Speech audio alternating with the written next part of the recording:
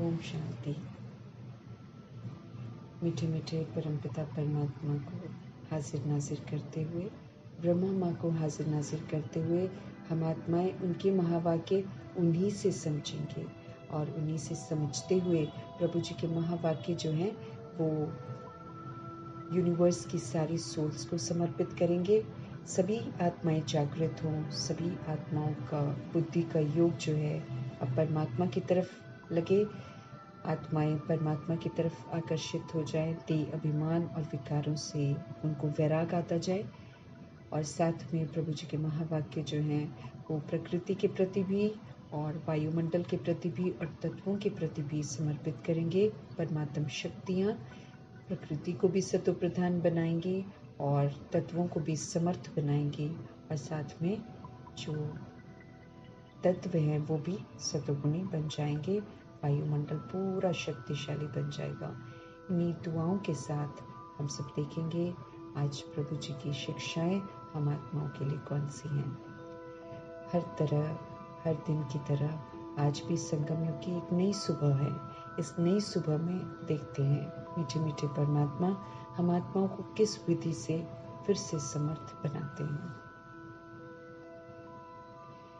मीठे मीठे बाबा बोले, मीठे बच्चे, तुम जितना बाप को याद करेंगे उतना आत्मा में लाइट आएगी।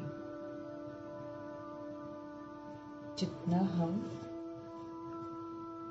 प्रकाश के सागर परमपिता परमात्मा जी की याद में रहेंगे उतना आत्मा में लाइट आती जाएगी, नॉलेज इमर्ज होती जाएगी, प्रभु का ज्ञान समझ में आता जाएगा।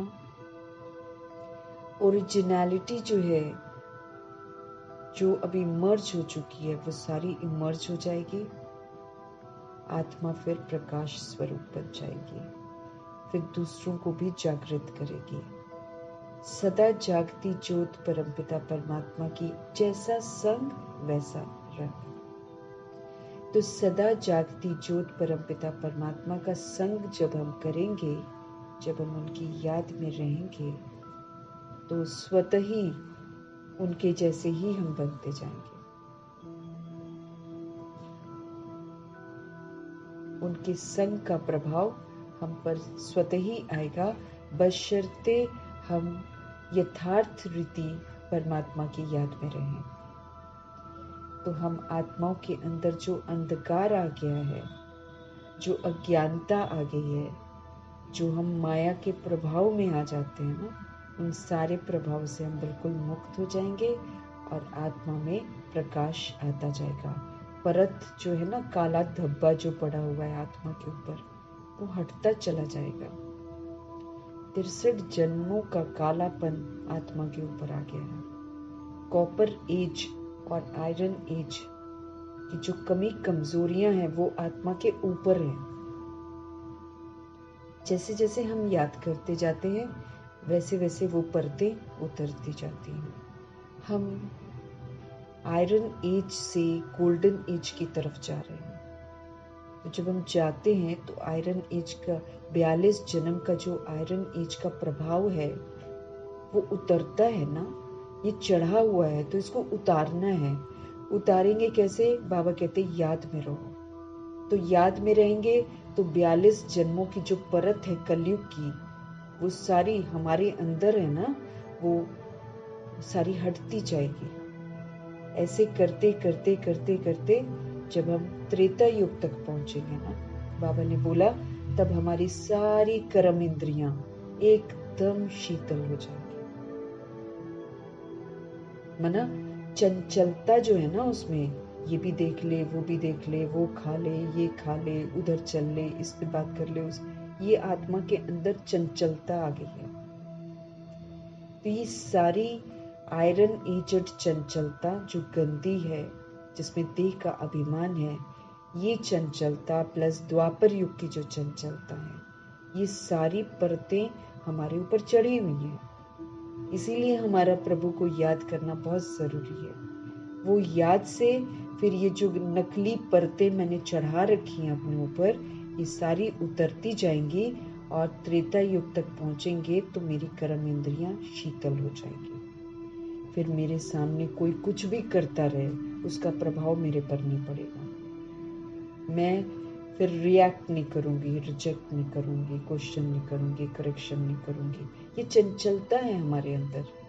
ये जो हम रिएक्ट करते हैं, ये जो हम रिजेक्ट करते हैं, प्रश्न करते हैं, ये जो हम करेक्शन करते हैं, ये आत्मा ने चंचलता धारण कर रखी है। ये हमारी ओरिजिनलिटी नहीं है, ये हमने धारण की हुई है।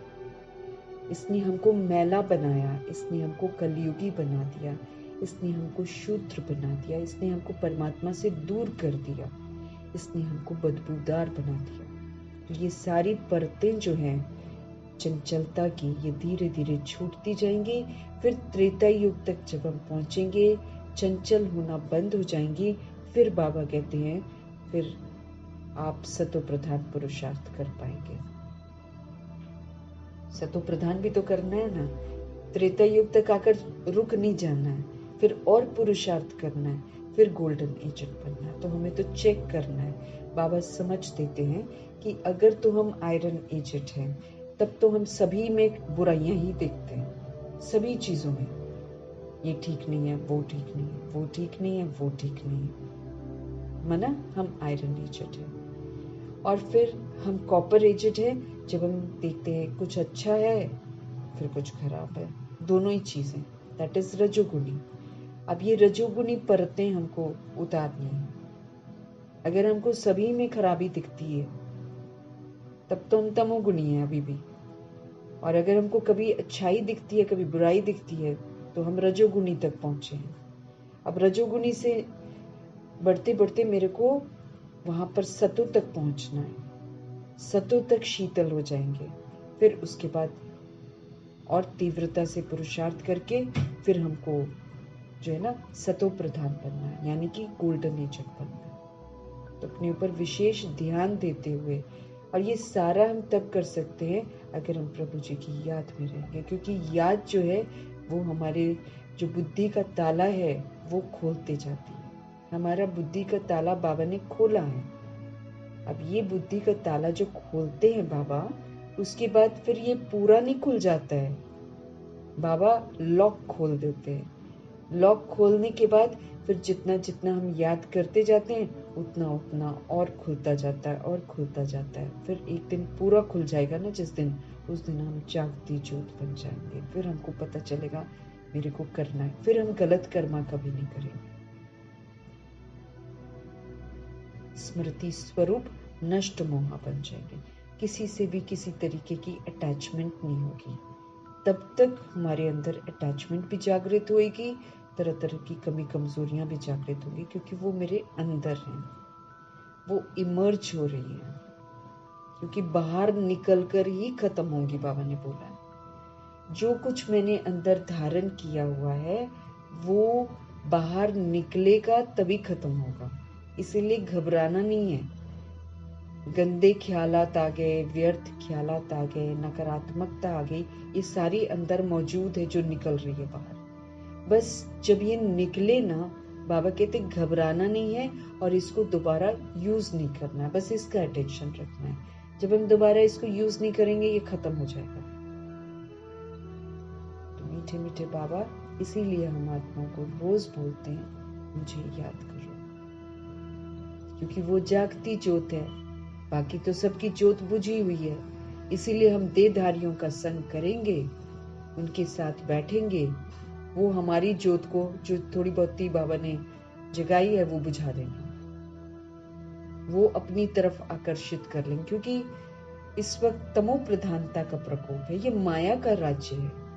इसीलिए तो बाबा कहते मायावी लोगों का संग नहीं करना है। जो गलत राह में चल रहे हैं, जो देह में फंसे हुए हैं, जो देह के अभिमान में जी रहे हैं, उनका तो संग कभी भी नहीं करना। क्यों? क्योंकि उनका संग करने से उन्हीं के संग के रंग में हम रंग जाएंगे। वो तो गलत राह पर चल रहे हैं, हमको भी चलाएंगे वो। हमें तो फरमान है प्रभु का, सिर्फ प्रभु का संग करना है। फॉलो करने में ब्रह्मा जी को देखना है, बाकी संग प्रभु जी का करना है। क्यों? क्योंकि भगवान के जो बच्चे हैं 16,108 करोड़ आत्माएं, उनमें भी सबकी अवस्थाएं अलग अलग हैं। तो संग नहीं करना है किसी का भी। मुझे चल रहे हैं, मिलकर चल रहे हैं, संग नहीं करेंगे किसी का, क्योंकि दूसरे की लो अवस्था होएगी ना, वो भी कोई ना कोई बात सुनाकर हमको लो कर ही देगा, व्यर्थ चलवा देगा, नकारात्मकता की चला देगा। तो संग किसी का भी नहीं करना है, दोस्तियां नहीं करनी, यहाँ पर फैमिलियरिटी में किसी के भी नहीं आना है। ये भगवान शुरू से ही हमको सावधान करते हैं, क्योंकि सबकी अवस्था अलग है।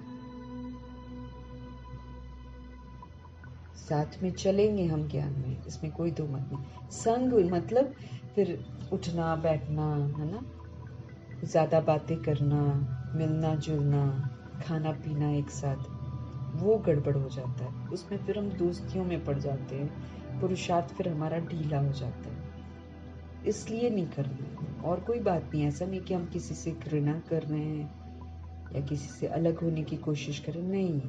इस वक्त है ही हमको बड़ा सावधान रहना है। हो सकता है हमारी अवस्था खराब हो, उसका प्रभाव दूसरे पर पड़ जाए। ये नहीं कि हम कोई बहुत उत्तम है, नहीं, हम सभी पुरुषार्थ कर रहे हैं, लेकिन हमको किसके संग में रहना? प्रभु जी के संग में रहना। तो मीठे बाबा बोले, मीठे बच्चे, तुम जितना बाप को याद करेंगे ना, उतना आत्मा में समझ आती जाएगी, लाइट आती जाएगी, आत्मा जगती जाएगी, आत्मा स्मृतियां पक्की होती जाएंगी। अभी तक स्मृतियां पक्की नहीं हो रही है ना, बाबा स्मृतियों को पक्का करा रहे हैं कि आप एक आत्मा हो। उसी बात में अभी तक निश्चय नहीं हो रहा है। ज्ञानवान आत्मा चमकीली बन जाती है। ज्ञानवान आत्मा वो है जो लाइट आती जा रही है, समझ आती जा रही है, और उसी समझ के प्रमाण वो चलती है। वो है ज्ञानवान आत्मा। वो फिर चमकीली बन जाती, ब्राइट बन जाती है, उसमें प्रकाश दिखना शुरू हो जाता है। वो एनलाइटेंड सोल दिखती है कि एनलाइटन हो गई है। प्रभु जी का आज का प्रश्न है, माया किन बच्चों को जरा भी तंग नहीं कर सकती? ऐसे भी बच्चे हैं जिनको माया तंग नहीं कर सकती है। प्रभु जी का उत्तर है, जो पक्के योगी हैं, जो सिर्फ एक बाप को याद करते हैं और किसी को याद नहीं करते, वो हैं पक्के योगी। तो जो पक्के योगी हैं, जिन्होंने योग बल से अपनी सर्व कर्म इंद्रियों को शीतल बनाया है, जो योग में ही रहने की मेहनत करते हैं, उन्हें माया जरा भी तंग नहीं कर सकती। जब तुम पक्के योगी बन जाएंगे, तभी तो लायक बनेंगे।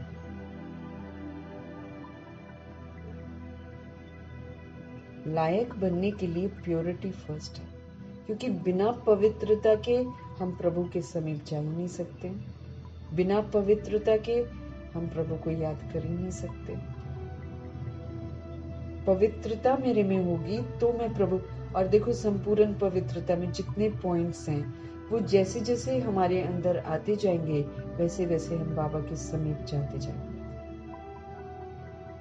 उसमें जो जो बाबा ने बोला वो करने से ही हम प्रभु के समीप जा सकते हैं। अब सूक्ष्म वतन तक हमको पहुंचना है। तो जैसे जैसे पवित्रता धारण करते जाएंगे, अवस्था जो है वो सूक्ष्म वतनवासी बन जाएगी, अव्यक्त फरिश्ता बन जाएंगे। तो भगवान समझ दे रहे हैं, माया किन बच्चों को जरा भी तंग नहीं कर सकती है?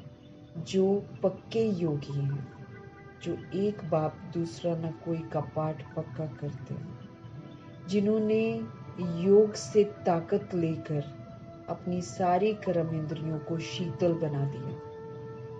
वो चंचलता नहीं करती कि ये देख ले वो देख ले, या ये खा ले वो खा ले। योगी बन जाना है ना। योगी आत्मा जैसे दादियां थी, है ना, ब्रह्मा जी तो थे ही थे, मम्मा तो थी, हमारे सामने दादियां थी ना। उन्होंने योग बल के साथ अपनी सारी कर्म इंद्रियों को शीतल बना दिया था। उनके सामने आप 108 व्यंजन रख दो या उनके सामने कुछ भी रख दो, वो तो उनका आकर्षण ही नहीं जाता, कभी भी उठाती नहीं है उसमें से कुछ भी। बोलो उठाते एक भी चीज नहीं, उनके नाम पर सब बनता। गुलजार दादी आ रही इसलिए बना रहे, गुलजार दादी आ रही, गुलजार बनात, एक भी चीज नहीं उठाती थी दादी। सब बना रहे हैं और सभी खा रहे हैं। जैसे होता है ना, भगवान को भोग लगाते हैं, खाते तो हम ही हैं, बाबा थोड़ी खाते हैं। वो तो उल्टा इम्प्यूरिफाइड फूड होता है ना, इधर उधर का वायुमंडल का प्रभाव, उसका शुद्धिकरण कर देते हैं भगवान। वो भी हमारे भले के लिए बोलते हैं कि भोग लगा दो, खाते थोड़ी हैं। और योगी आत्मा जो है, जिसकी कर्म इंद्रियां ही शीतल हो जाएंगी, वही आत्मा तो एंड में बेगरी पार्ट आए, चाहे सूखा पड़ जाए, चाहे कुछ हो जाए, वही तो जीतेगी योगी आत्मा, क्योंकि उसको ना भूख लगेगी ना प्यास लगेगी। वो तो बाबा की याद में रहेगी, और जो आत्माएं तड़प रही होंगी उनको राहत देगी, उनकी भी कर्म इंद्रियों को शीतल कर देगी योगी आत्मा। उनको भूख प्यास नहीं लगी, ये खा ले वो खा ले, अरे पानी नहीं मिल रहा है अब क्या होएगा। अब जो सोल्स अभी नहीं सुनती हैं बाबा की बातें, अभी खाने पीने में चूज करती हैं ना, वो मैंने हमको बाबा क्या बोल रहे हैं, आपका रोज पेपर हो रहा है, रोज पेपर हो रहा है। इंद्रियों को जीतना है ना हमको। ये इंद्रियां चंचल हैं बहुत, ये कहती ये खा ले वो खा ले वो खा ले, और बाबा कहते प्रसाद की तरह खाना खाओ, सादगी वाला खाओ, एकदम फीका, एकदम बॉइल्ड, एकदम एकदम सादगी वाला खाओ। ये जो चंचलता है इसको शांत करो, नहीं तो ये फेल करा देगी। ये एंड में करनी होगी सेवा, एंड में करना होगा बाबा को याद, ये खाने में बुद्धि चली जाएगी कि मेरे को वो खाना था वो नहीं मिल रहा, उसी की याद आएगी, तो पूरी दुर्गति हो जाएगी हमारी। क्योंकि ये जो कर्म इंद्रियां हैं ये तो शरीर के साथ खत्म हो जाएंगी ना, आत्मा की शामत आएगी, फिर आत्मा से आत्मा कहेगी ओह मेरी तो दुर्गति होगी। हमको हर वक्त प्रभु की याद रहे, याद जो है ना प्रभु की, ये मेरी मदद करती है सारी कर्म इंद्रियों को जीतने की। हम सभी सोल्स परमधाम निवासी श्रेष्ठ आत्माएं हैं। हमारी ओरिजिनलिटी में चंचलता नहीं है, ये हमने धारण की हुई है देह अभिमान में आकर। ये हमारी ओरिजिनलिटी है ही नहीं है, इसलिए ये हमको फेल करा देगी अगर हम इसको नहीं जीतेंगे। तो जिस तरह का विनाश होना है, जिस तरह का नाजुक समय आने वाला है, उस तरह के समय के लिए हमारा योगी बनना बहुत जरूरी है। दादियां बिल्कुल योगी आत्मा बन गई थी। उनके सामने आप नाचो कूदो कुछ भी करते रहो, वो वहां मौजूद ही नहीं होती थी। बुद्धि का योग प्रभु जी से लगा हुआ। आप उनके आगे ज्वेलरी रख दो, क्योंकि कई हीरोइंस जो आती थी ना साउथ से, वो लोग ज्वेलरी रख देते थे और हाथ नहीं लगाती हैं दादियां, पैसे को नहीं हाथ लगाती थी। देखो उनका इंतजाम दूसरी सोल्स करती थी आने जाने का, उनके हाथ में वो शान नहीं ना, देव कुल की आत्माएं हैं, पैसे को ही नहीं पकड़ती थी वो लोग। तो कौन ले जा रहा है कहाँ ले जा रहा है वो जाने, क्या हो रहा है खर्चा वो जाने, इनको सिर्फ ये था हमको बाबा की सेवा पर रहना बस।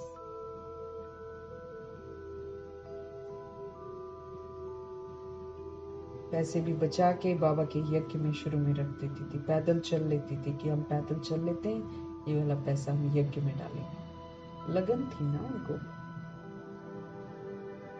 मीलों मील पैदल चल पड़ते थे वो लोग, पैसा बचा लेते थे जो बाबा बस के लिए देते थे, वो पैसे बचा के बाबा के बॉक्स में डाल देते थे। ऐसे वफादार बच्चे बाबा को चाहिए ना, जो पक्के योगी बन जाते हैं, एक बाप दूसरा न कोई कपाट पक्का कर देते हैं। ना, क्योंकि देखो बाबा क्या बोलते, परमात्म मिलन, परमात्म प्राप्तियां ये अभी ही मिल सकती हैं, फिर कभी भी नहीं मिलेंगी। तो अगर हम कलयुग में अभी भी व्यस्त हैं तो हम भगवान से कब मिलन मनाएंगे? हमको तो सारा पूरा युग देहधारियों के साथ ही तो रहना है, यही तो समय है प्रभु के साथ रहने का। इसको भी हम व्यर्थ गवाते हैं तो हम कितने दुर्भाग्यशाली हैं। हम अपना भाग्य ही नहीं बना रहे हैं। यहाँ तो एक सेकंड भी बाबा कहते हैं वेस्ट नहीं करना है, हर सेकंड प्रभु के साथ। वही तो फिर अपनी सुरक्षा कवच बना रहे हैं ना, वही वर्षा पूरा ले रहे हैं। तो जो पक्के योगी हैं, जिन्होंने योग के बल से अपनी सारी कर्म इंद्रियों को शीतल बनाया है, जो योग में ही रहने की मेहनत हमेशा करते हैं, उन्हें माया जरा भी तंग नहीं कर सकती है। जब तुम पक्के योगी बन जाएंगे तभी तुम लायक बनेंगे। योगी आत्मा ही तो लायक है ना, वही तो योग्य है, वही तो बाबा के लिए इंस्ट्रूमेंट बनेंगे। उसी के थ्रू तो बाबा जो द्वापर युग और कलयुग की आत्माएं हैं उनको मुक्ति देंगे। बाबा ही तो मुक्ति देंगे ना। हमको बाबा बोलते मुक्ति इनको दिलाओ, मतलब तुम इंस्ट्रूमेंट बन जाओ, तुम मेरी याद में रहो तो मैं उनको मुक्त करूंगा। बाबा करेंगे मुक्त सबको, वो है मुक्ति और जीवन मुक्ति दाता। हमको क्या करना है? लायक बनना है और याद में रहना है। लायक अगर बनना है तो प्योरिटी फर्स्ट है। अब प्योरिटी हम सभी बाबा से पढ़ते ही हैं कि क्या क्या प्योरिटी में आ जाता है। संपूर्ण पवित्रता सिर्फ ब्रह्मचर्य में, मन वचन कर्म की प्योरिटी, दैहिक दृष्टि ही समाप्त, उसको बाबा प्योरिटी बोलते हैं। देह नहीं है ना, हम सोल्स हैं।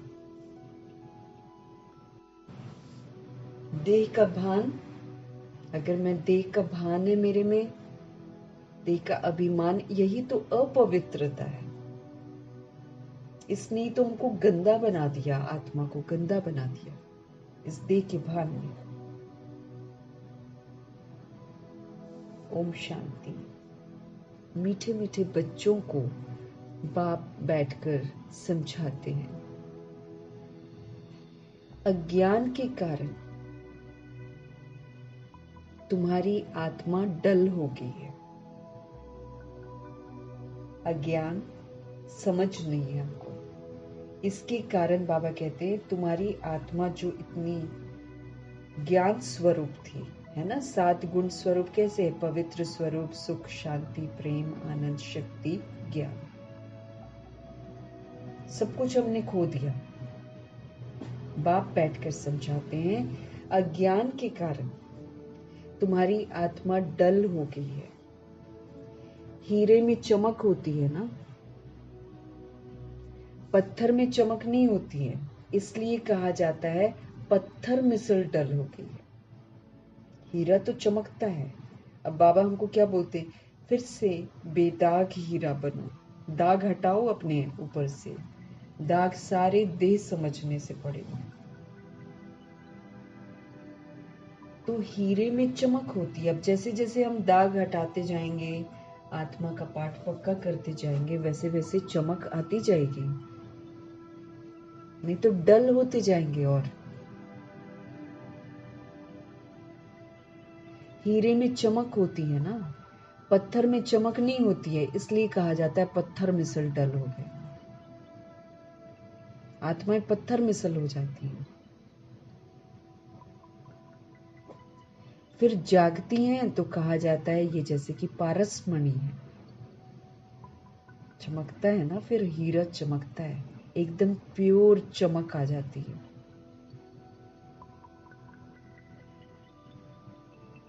फिर जागती है तो कहा जाता है ये जैसे कि पारस मणि है। अब अज्ञान के कारण आत्मा की ज्योति जो है ना वो डिम हो गई है, बेसमझ बन जाते हैं ना। तो बेसमझी के कारण आत्मा की जो ज्योति है, जो इतनी चमक थी, वो डिम हो गई है। काली नहीं होती है, नाम ये रखा हुआ है। आत्मा सबकी एक जैसी होती है। शरीरों की बनावट जो है वो अनेक प्रकार की होती है। आत्मा तो एक ही है। अब तुम समझते हो हम आत्मा हैं और हम भगवान के बच्चे हैं। इस रियलिटी में टिकना है हमको, इसमें नहीं टिक रहे हैं, इसलिए बार बार अपने को शरीर समझते हैं और बार बार देहधारियों का संग करते हैं और बार बार देहधारी की दुनिया को देखते हैं। बाबा कहे, अब तुम समझते हो कि हम आत्मा हैं, बाप के बच्चे हैं। ये सारा ज्ञान था, वो फिर धीरे धीरे बुद्धि से निकल गया। धीरे धीरे क्या करने लग गए, हम शरीर समझना शुरू कर दिया।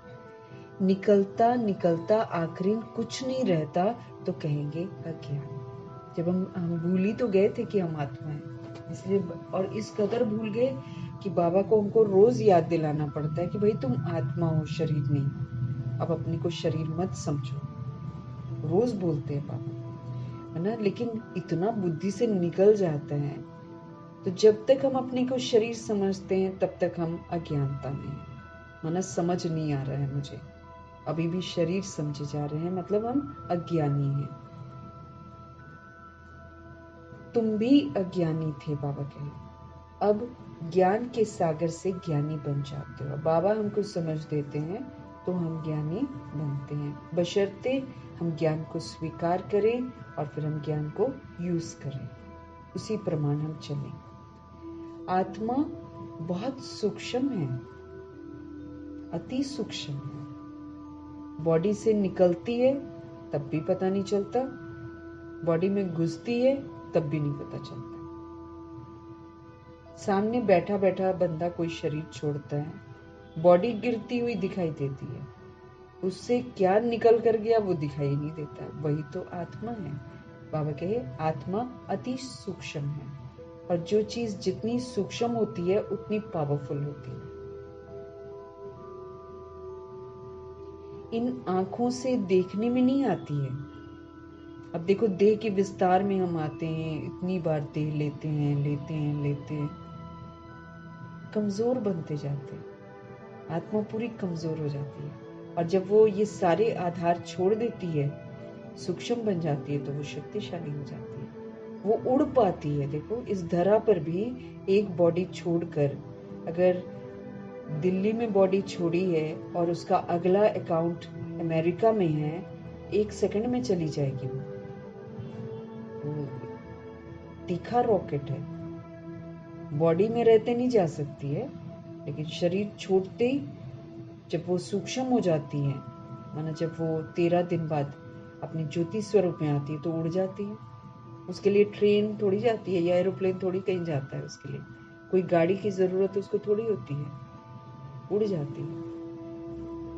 सूक्ष्म मतलब शक्तिशाली, और जैसे वो देह का विस्तार लेती है वैसे ही शक्तिहीन है। फिर उसको थोड़ी थोड़ी दूर के लिए कुछ ना कुछ चाहिए, चला नहीं जाता, उठा नहीं जाता, बैठा नहीं जाता।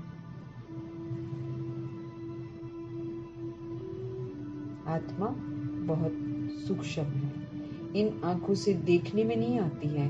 बाप आकर समझाते हैं, बच्चों को नॉलेज फुल बनाते हैं, नॉलेज से एकदम फुल कर देते हैं, लेकिन उसको नॉलेज को यूज करना और खुद को फुल बनाना, ये फिर हमारे ऊपर।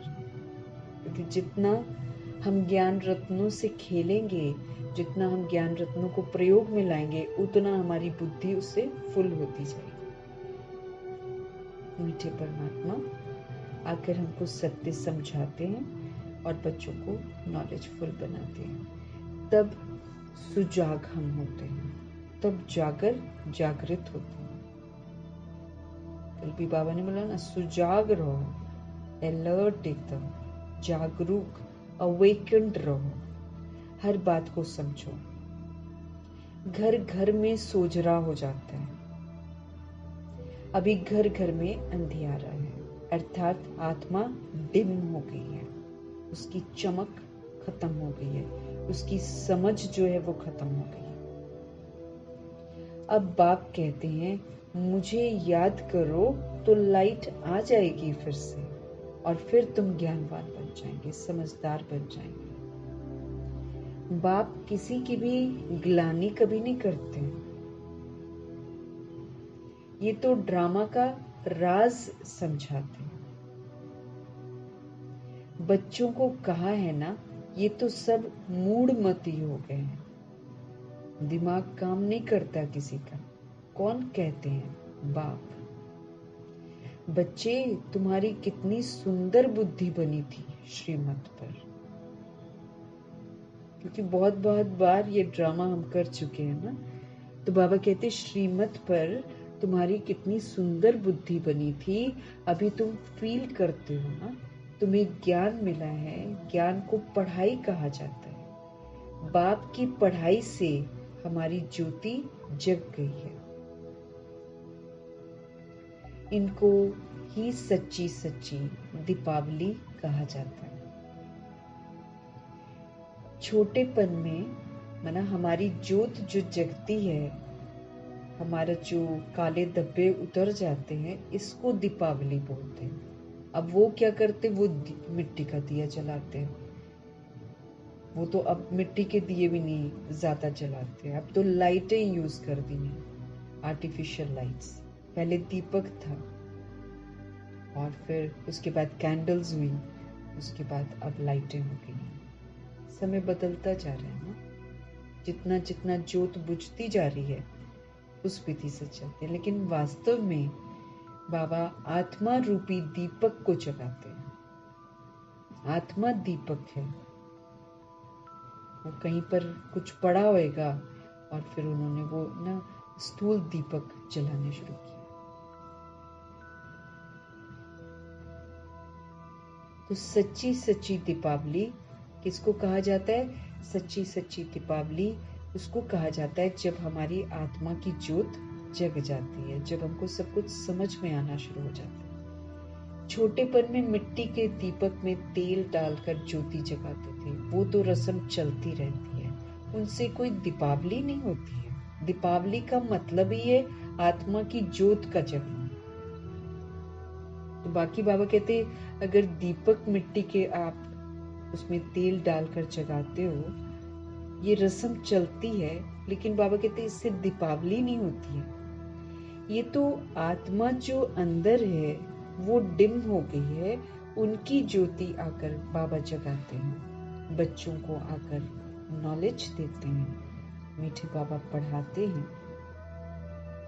स्कूल में टीचर पढ़ाते हैं ना, वो हद की नॉलेज है, ये बेहद की नॉलेज है।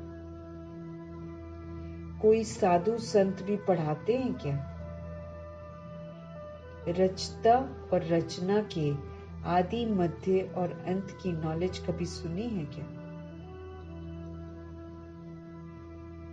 कभी कोई ने आकर पढ़ाई जो बाबा हमको पढ़ाते हैं? क्या हमें किसी ने पढ़ाया? कभी कोई ने आकर पढ़ाई क्या? जाकर देखो कहाँ ये नॉलेज पढ़ाते हैं।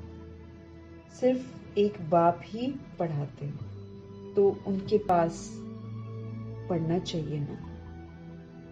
बाप अनायास ही आ जाते हैं, ढिंडोरा थोड़ी पीटते हैं कि मैं आ गया मैं आ गया। अचानक आते हैं। तभी ब्रह्मा जी जो है बाद में सोचते रहे कि भगवान आए किस दिन थे। एकदम मना जब अचानक होता है तो इंसान सोचता रहता ना, ये क्या है, ये क्या है, ये क्या है। सोचते इस सोच में ही रह गए सारे के सारे।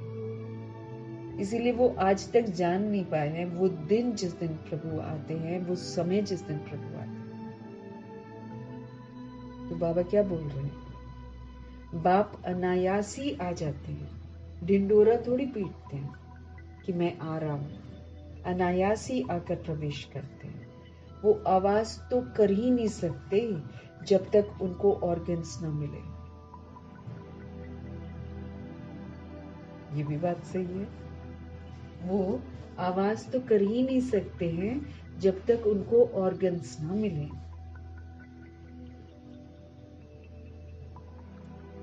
आत्मा भी ऑर्गन्स बिगर आवाज नहीं कर सकती है। हम सोल्स भी बॉडी में है तो हम आवाज कर रहे हैं, बात कर रहे हैं। मैं आत्मा बॉडी से निकलूंगी तो थोड़ी कुछ बोलूंगी। विदाउट इंस्ट्रूमेंट हम कुछ नहीं कर सकते, क्योंकि बॉडी से निकलने से भी मैं आकारी शरीर में होंगी ना 13 दिन। उसके बाद जाकर बिंदु स्वरूप हम बनते हैं, तो बात थोड़ी कर सकते। और सोल जब जन्म भी लेती है तो देखो 1 साल तक उसके ऑर्गन्स छोटे होते हैं ना, जो शरीर होता है उसके ऑर्गन्स छोटे होते हैं। फिर 1-2 साल तक, कई बच्चे 2 साल तक भी बात नहीं करते हैं ना, तो 1 साल तो मिनिमम बात नहीं करते। ऑर्गन्स भी थोड़े से ग्रो करते हैं बाहर आकर, तो फिर बात करते हैं। धीरे धीरे धीरे धीरे 1-2 शब्द।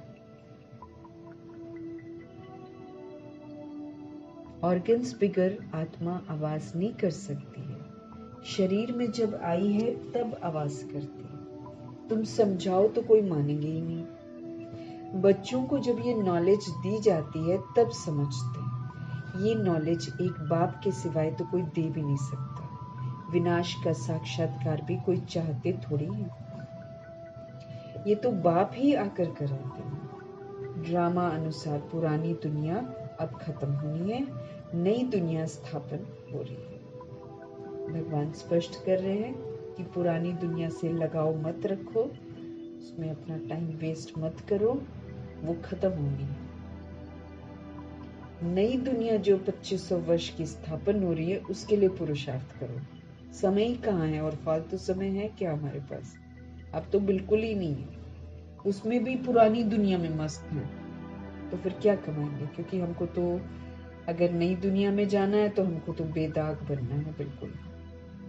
उसी को बाबा बोलते 16 कला संपूर्ण, एकदम बेदाग, सारे गुणों से संपन्न बनना है, सारे विकारों पर जीत, संपूर्ण निर्विकारी बनना। उसके लिए कितने पेपर देने हैं। मर्यादाओं में रहकर मर्यादा पुरुषोत्तम बनना है, संपूर्ण अहिंसक बनना है। वही सोल तो पास विद ऑनर बनेगी और उसी सोल को कोई सजा नहीं मिलेगी।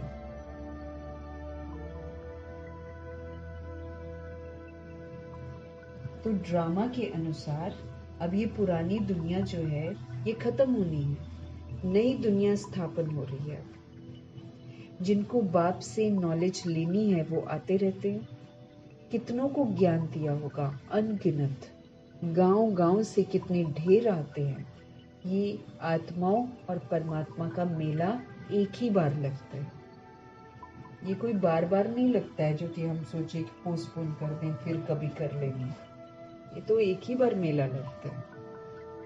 बाकी सब समय तो नीचे ही उतरते हैं और देहधारियों के साथ ही पाठ बजाते हैं, धोखा खाते रहते हैं, पाठ बजाते रहते हैं। कलयुग में क्या है, कोई साथ देता है किसी का? क्या, एक परमात्मा ही तो साथ देते हैं। तो ये जो आत्मा और परमात्मा का मेला है ये एक ही बार लगता है। संगम युग पर ही आते हैं बाबा। बाप आकर नई दुनिया स्थापन करते हैं। जिनकी ज्योत जगाते हैं वो फिर जाकर औरों की ज्योति भी जगाते हैं। हमको क्या करना है? हमको जगना है और दूसरी सोल्स को भी जगाना है। भाई तुम भी जाग जाओ, सच्चाई तो ये है, तुम भी अब जाग जाओ। संदेश देते हैं ना सबको। बाप आकर नई दुनिया स्थापन करते हैं। जिनकी ज्योति फिर जगाते हैं वो फिर जाकर औरों की ज्योति भी जगाते हैं, भगवान का परिचय देते हैं। अभी तुम सबको वापस घर जाना है, इसमें बुद्धि से काम लेना होता है। हर बात को समझना होता है भाई। वापस घर जाना है, इसमें बुद्धि से काम लेना होता है। भक्ति मार्ग में तो अंधियारा है। ज्ञान देने वाला तो सिर्फ एक बाप चाहिए, वो संगम पर आते हैं। पुरानी दुनिया में ज्ञान मिल ना सके। मनुष्यों के ख्याल में तो है कि अभी तो 40,000 वर्ष पड़े। बिल्कुल आत्माएं घोर अंधियारे में समझते हैं 40,000 वर्ष के बाद भगवान आएगा। जरूर आकर ज्ञान देकर सदगति करेंगे। तो गोया अज्ञान है ना अभी तक 40,000 वर्ष, 5,000 में तो दुनिया क्या से क्या बन गई है। बाबा जो बताते हैं वो एक्यूरेट बताते हैं। ये स्वास्थ्य बना, हर बात का कितना एक्यूरेट अर्थ बाबा बताते हैं। बाबा कहे बिल्कुल घोर अंधियारे में समझते हैं 40,000 वर्ष के बाद भगवान आएगा और फिर ज्ञान देकर सदगति करेंगे। तो गोया अज्ञान है ना, इनको अज्ञान अंधियारा कहा जाता है। अज्ञान वालों को अब ज्ञान चाहिए। भक्ति को ज्ञान नहीं कहा जाता है, वो तो भक्ति तो और अंधकार है। द्वापर युग से भक्ति शुरू करते करते आत्माएं भक्ति करती करती क्या बन गई हैं? कलयुगी बन गई हैं। तो फिर भक्ति करते करते भी गलत काम भी करती जा रही हैं। तो भक्ति को ज्ञान नहीं कहा जाता है। आत्मा में ज्ञान है नहीं, परंतु डल बुद्धि होने के कारण समझते हैं कि भक्ति ही ज्ञान है।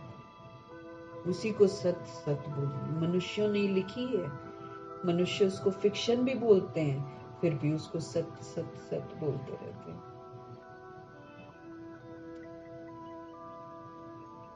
डल बुद्धि होने कारण समझते हैं भक्ति ही ज्ञान है। एक तरफ कहते हैं ज्ञान सूर्य के आने से सोच रहा होगा, है ना। बोलते हैं ना ज्ञान सूर्य प्रगटया अज्ञान अंधेर विनाश। गुरु ग्रंथ साहिब में गुरु नानक जी का लिखा हुआ है। बोलते हैं ज्ञान सूर्य के आने से सोच रहा होगा, परंतु समझते कुछ भी नहीं। गाते हैं ना ज्ञान सूर्य प्रगटा अज्ञान अंधेर विनाश, ज्ञान अंजन सतगुरु दिया, ऐसा भी बोलते हैं। समझते कुछ भी नहीं है। किसके लिए कहते हैं ज्ञान सूर्य? सिर्फ गाते हैं, गाते हैं ज्ञान सूर्य, है ना। किसके लिए कहते हैं ज्ञान सूर्य? कब आया ये कोई नहीं जानता। पंडित आदि होगा तो कहेगा जब कलयुग पूरा होगा ना तब सोच रहा होगा। ये सब बातें बाप आकर समझाते हैं। बच्चे नंबरवार ही समझते हैं। अब 16,108 33 करोड़ बच्चे, इतने नंबर कैसे बने हैं? क्यों? क्योंकि भगवान समझाते हैं, परंतु समझते सब नंबरवार ही हैं। सब एक जैसा नहीं समझते। टीचर बच्चों को पढ़ाते हैं, एक रस तो बच्चे नहीं पढ़ेंगे ना। स्कूल में भी टीचर पढ़ाते, सब एक जैसा कहाँ पढ़ते हैं? कोई अपना टाइम वेस्ट करता है, कोई ध्यान से पढ़ लेता है, कोई फर्स्ट आता है, कोई लास्ट आता है, कोई फेल भी हो जाता है। बस ऐसे ही यहाँ भी है। जो नहीं पढ़ते हैं वो फेल हो जाएंगे।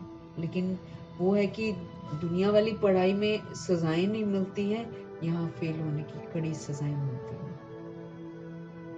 इसी से मेरा भाग्य बन रहा है।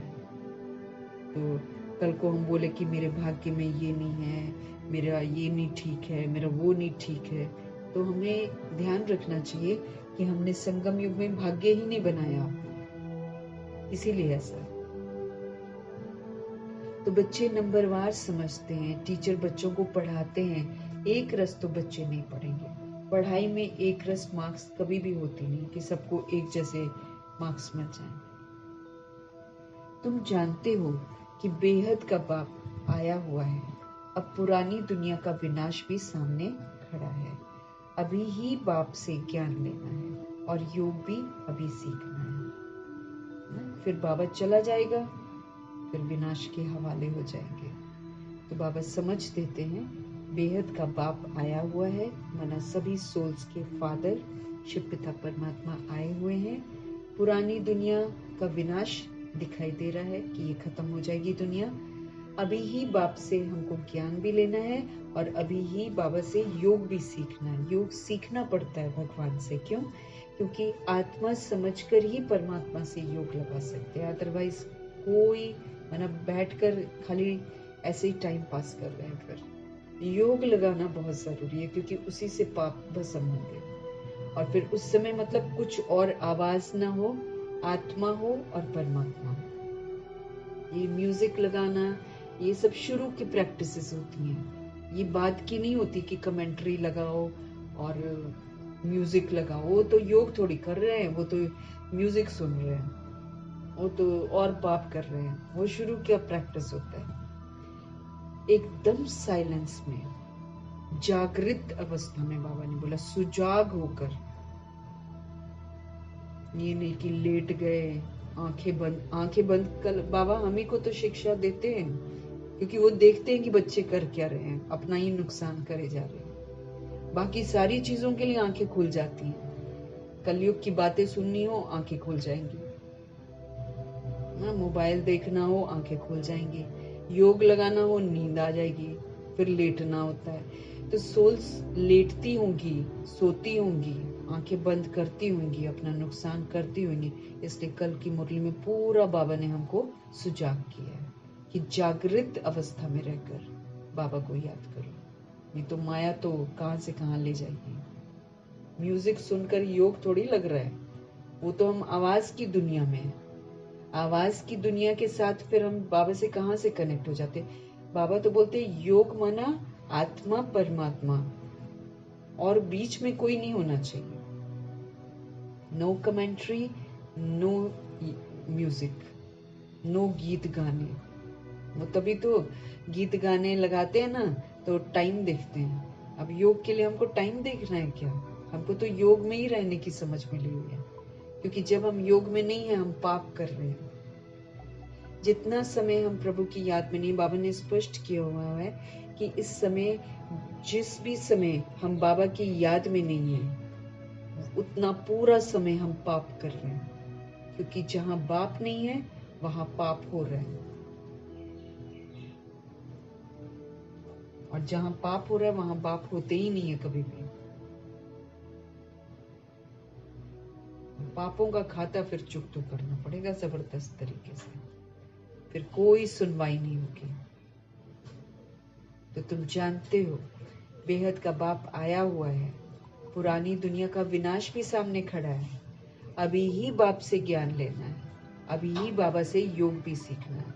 उस योग में फिर कोई भी देहधारी ना हो, कोई भी दुनियावी चीज ना हो, कोई म्यूजिक नहीं, कोई कमेंट्री नहीं ना। नहीं तो कमेंट्री के साथ योग लगा रहता है, म्यूजिक के साथ योग लगा रहता है, तभी तो जैसे ही खत्म होता है ना सब हिलना डुलना शुरू कर देते हैं। दैट मीन्स योग है ही नहीं, क्योंकि जो सोल योग में होगी ना वो कुछ देर तक उधर ही एकाग्र रहेगी। उसके लिए फिर म्यूजिक खत्म हुआ या फिर लाइट ऑन हो गई, वो उसको उसमें जाएगा ही नहीं। वो जागृत अवस्था में परमात्मा की याद में रहेगी। विनाश सामने खड़ा है, अचानक ही होगा ना। अभी ही बाप से ज्ञान लेना है और अभी ही उनसे योग सीखना है। याद से मेरे 63 जन्मों के पाप विनाश होंगे, याद से मेरे से और कोई पाप कर्म नहीं होगा। अगर हम याद में रहेंगे ना, हम गलत काम करेंगे ही नहीं। इसीलिए भगवान का कहना है याद में रहकर खाओ, याद में रहकर पानी पियो, याद में रहकर कोई भी कर्म करो। हम गलत कर्म नहीं करेंगे, लेकिन जहां इस समय संगम युग के समय में जहां भी हम बाबा की याद में नहीं है वहां हम पाप कर रहे हैं। और अभी का पाप जो हम करते हैं, हमारे पाप के कारण द्वापर युग और कलयुग की सोल्स जो है ना और गंदे तरीके से वो पाप कर रही हैं। उनको सजा नहीं मिलेगी, बाबा ने बोला है, उनको डिफरेंट टाइप की सजाएं हैं। लेकिन हम आत्माएं जो गलत काम कर रही हैं और मेरी वजह से जो द्वापर युग और कलयुग की सोल्स गलत कर रही हैं, उन सभी की सजाएं मेरे सिर पर पड़ेगी।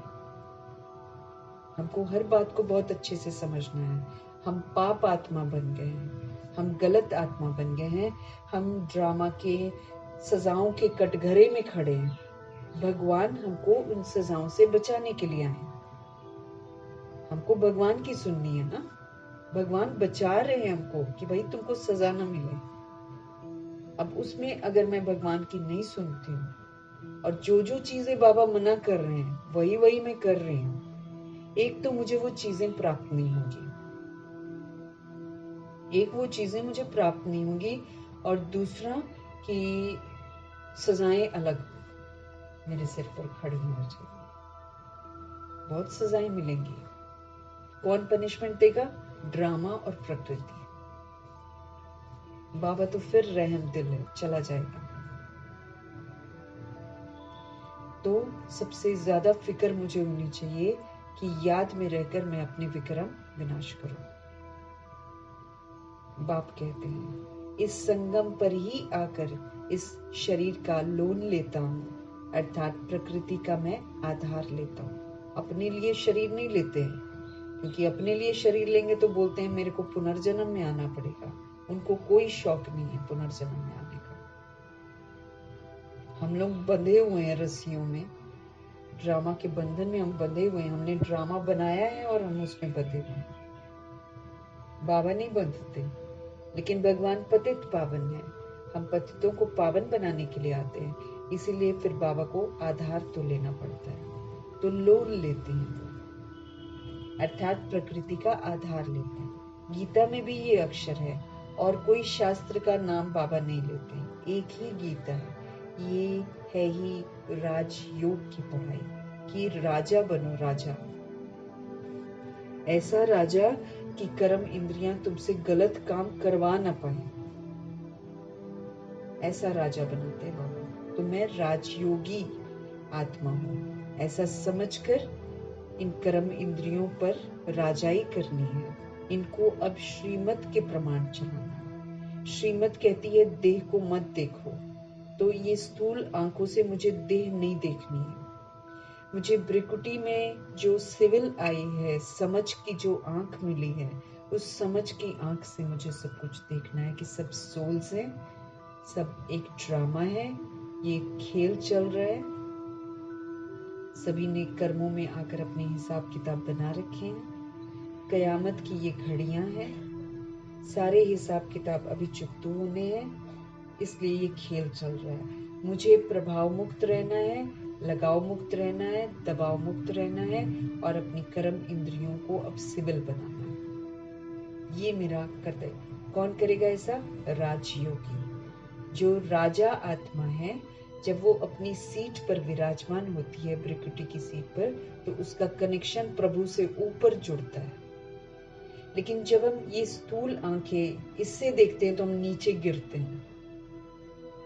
ये जो मेरी आंखें हैं, इनसे जब हम देखते हैं तो हम दैहिक कर्म करते हैं। लेकिन बाबा ने अब हमको बोला है कि जो ब्रिकुटी के बीच में नेत्र है, जो समझ का नेत्र है, जो दिव्य नेत्र है, जो आत्मिक नेत्र है, इससे अब सारे जहान को देखो। आत्मिक दृष्टि रखो। ये सच्चाई है।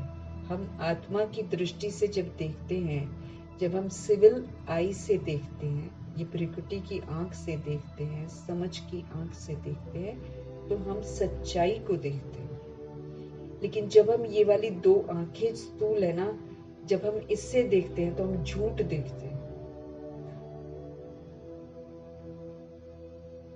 देह झूठी है, झूठ देखते हैं, सारा कुछ झूठ, झूठ से आकर्षित होते हैं।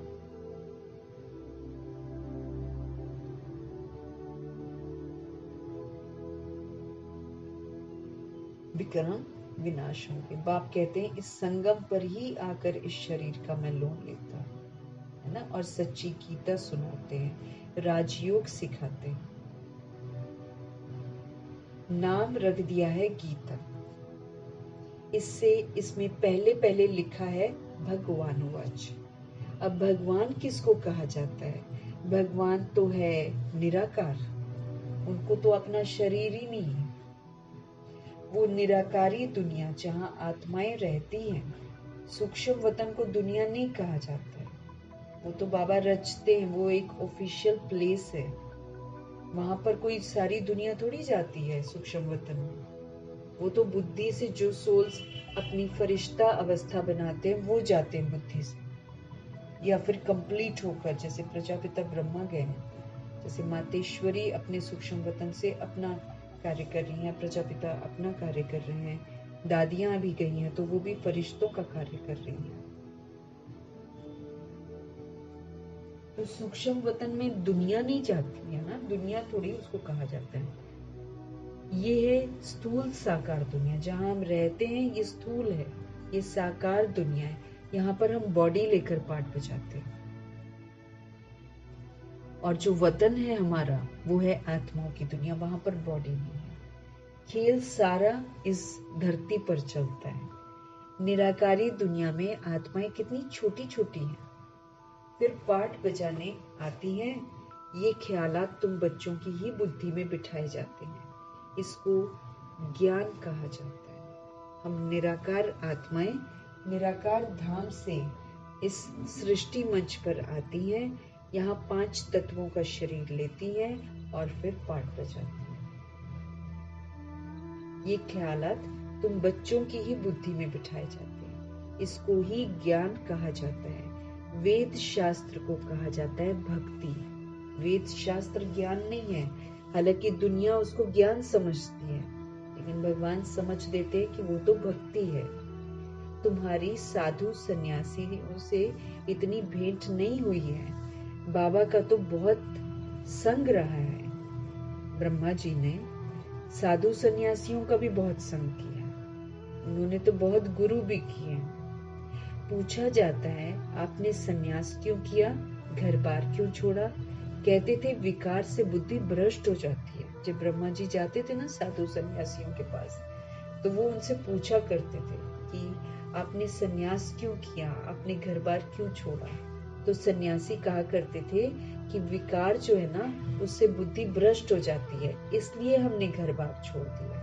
ऐसा करके समझ देते थे। अच्छा, जंगल में जाकर रहते हो, फिर घर बार की याद आती होगी, पूछते थे ना ब्रह्मा जी कि आप जंगल में जाकर रहते हो, फिर घर बार की याद आती होगी। बोला हाँ।